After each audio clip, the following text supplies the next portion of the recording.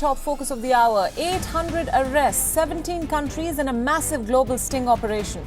European police agency called the Europol had secretly planned a sting to blow to organize international crime. Ever wondered how criminal networks control entire cities?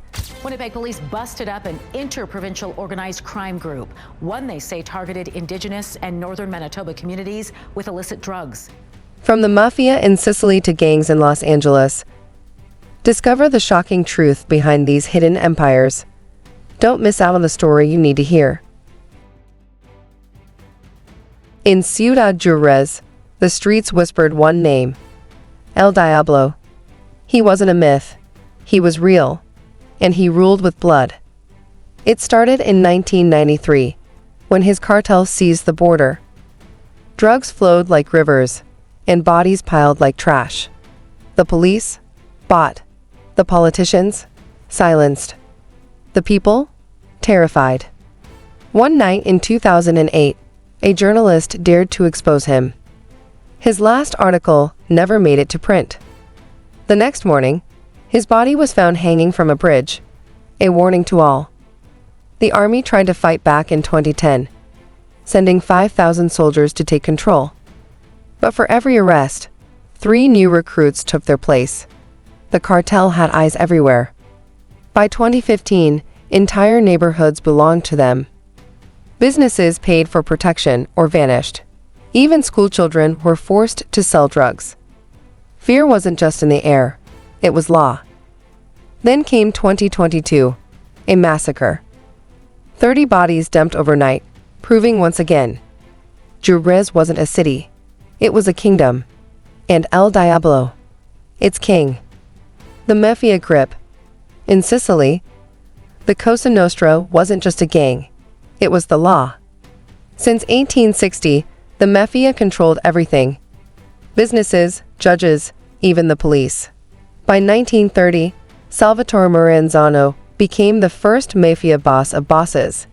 He created the 5 families and built a network that stretched from Palermo to New York. In 1978, journalist Giuseppe Impastato exposed their crimes. Days later, his body was found beside a railway track, blown apart. The message was clear: silence or die. The 1980s saw the rise of Toto Riina, the beast of Sicily. His reign was brutal: bombings, assassinations, and over 1,000 murders. Then, in 1992, the unthinkable happened. Judges Giovanni Falcone and Paolo Borsellino, who dared to fight the Mafia, were killed in massive car bombs. Italy fought back. By 2006, over 300 Mafia members were arrested. But the Mafia never dies, it only hides. Even today, in the quiet streets of Palermo, Cosa Nostra still whispers in the shadows. Gangs of Los Angeles. In the heart of Los Angeles, the streets were ruled by fear. Gangs like MS-13 and the Crips dominated neighborhoods, controlling everything from drug trade to daily life. The story began in the 1980s when the city was overrun by drugs, violence, and poverty. MS-13, originally formed by Salvadorans in California, quickly became notorious for its brutal tactics. By 1992, Los Angeles was a battleground. The Crips, known for their blue colors, clashed with the rival Bloods in a deadly turf war. But MS-13's rise was unstoppable. They didn't just fight for territory, they terrorized it. By the 2000s, entire communities were under gang control. Schools were forced to teach gang survival, while businesses paid for protection. In 2014, the FBI estimated there were 10,000 gang members in LA alone, with MS-13 having a firm grip on the streets. The police, outnumbered and outgunned. Today, despite countless arrests and crackdowns, the gangs still rule. LA may be famous for its stars, but in the shadows, it's the gangs that truly shine. Rio de Janeiro's favelas. In Rio de Janeiro, the favelas were not just slums, they were empires. The Red Command and Comando Vermelho ran the streets, controlling drugs, weapons, and fear. It all began in the 1960s, when poverty pushed thousands into the hills of Rio. But with the lack of government presence, the gangs filled the void, establishing themselves as rulers. By 1993, the favelas were completely under their control. The police were either bribed or outmanned, and entire neighborhoods had to pay for protection. In 2009, the gang's influence spread even further. They built a network that reached the city's elite, from businessmen to politicians. Fear was no longer limited to the slums, it was everywhere. The Brazilian government responded in 2010, sending 2,000 police officers to reclaim the favelas. But even after months of fighting, the gangs remained. They knew the land better than anyone. By 2015, 90% of Rio's favelas were still controlled by criminal networks, and the gangs ruled with an iron fist. Rio wasn't a city, it was a kingdom of crime. The Russian Mafia's silent takeover. In Moscow, the Russian Mafia, known as the Bratva, didn't just control the streets, they owned the economy.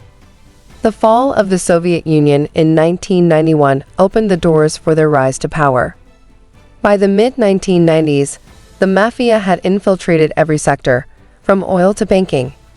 Semyon Mogilevich, often called the boss of bosses, became a key figure, controlling billions of dollars and numerous illegal operations across the world. The 2000s marked a new era of control. Businesses had to pay protection money or face destruction. The Mafia wasn't just powerful, they were untouchable. In 2009, Mikhail Khodorkovsky, a billionaire and critic of Putin, was arrested. It was widely believed that his arrest was a move to consolidate power, as the Russian Mafia and government became more intertwined. The Bratva's influence reached far beyond Russia. They were involved in global drug trade, arms smuggling, and money laundering. No one was safe. By 2015, the Russian Mafia controlled not just Moscow, but had a grip on global crime. And despite the government's crackdown, the Mafia's shadow still looms over the city. The Yakuza's iron fist. In Tokyo, the Yakuza weren't just a crime syndicate. They were a symbol of control. Dating back to the 17th century, the Yakuza grew from street gangs to a powerful network of criminals with influence in every part of Japanese life. By the 1970s, the Yakuza had firmly established themselves in Tokyo's underworld. The Yamaguchi-gumi, the largest and most powerful Yakuza family, controlled billions of yen through extortion, drugs, and illegal gambling.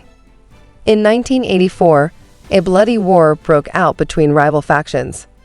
The Yakuza's ruthlessness was evident. Members were not afraid to carry out gruesome acts of violence to maintain power. By 1992, the Japanese government attempted to curb the Yakuza's reach, passing strict laws aimed at dismantling the syndicates. But by then, the Yakuza had their fingers in everything: construction, entertainment, and even politics. In 2000, the Yamaguchi-gumi's leader, Kenichi Shinoda, took control, further strengthening the Yakuza's grip. Despite multiple crackdowns, the Yakuza remained untouchable. Today, even though the Yakuza faces more scrutiny, their influence remains. In Tokyo, no one can escape the shadow of their power: kidnapping and corruption. In Karachi, a city once known for its bustling ports, a shadowy empire controlled everything. The Karachi Mafia, fueled by politics, drugs, and violence, held the city in a vice grip for decades. The story began in the 1980s, when various criminal groups, including the Lyra Gang, rose to power amidst growing political instability. By the 1990s, Karachi was a war zone, with gangs controlling entire neighborhoods. By 2007, drug cartels controlled the streets, flooding Karachi with heroin and meth. The police and army were often too weak or corrupt to fight back. The Mafia had allies everywhere. In 2010, political parties like MQM and PPP were accused of having deep ties to these criminal networks. The city's leaders seemed powerless, with violence erupting daily. By 2013, Karachi became one of the world's most dangerous cities. Over 2,000 murders occurred annually, with the Mafia pulling the strings. Despite government crackdowns in 2015, the criminal networks continued to thrive. Karachi, a city once known for its commerce, had become a kingdom for the underworld. The dark side of Johannesburg. In Johannesburg, South Africa's largest city, criminal syndicates ruled not just the streets, but the entire economy. The rise of gangs like the Wemmerpan and 28s in the 1990s set the stage for an underworld empire that would dominate the city for decades. By the 2000s, these gangs had expanded into drug trafficking, extortion, and smuggling, making millions off the misery of the city's most vulnerable. The police, often corrupt, struggled to control the chaos. By 2010, the syndicates were entrenched in every part of life. Businesses paid protection money, and everyday citizens lived in constant fear. The gangs were no longer just criminals. They were part of the system. In 2014, the police commissioner admitted that the syndicates had infiltrated police forces, making it nearly impossible to dismantle the criminal network. By 2018, Johannesburg had become one of the most dangerous cities in the world, with over 20,000 violent crimes reported every year. The underworld had its hands everywhere, from politics to businesses to everyday life. Johannesburg wasn't a city. It was the heart of South Africa's criminal empire, where the gangs still held all the power. The darkness of these cities is just the beginning. Want to know the most dangerous places on Earth? Stay tuned for our next video. The most dangerous places on Earth. Crime statistics exposed. Don't forget to subscribe to stay ahead of the shocking truths we reveal. Click that bell now.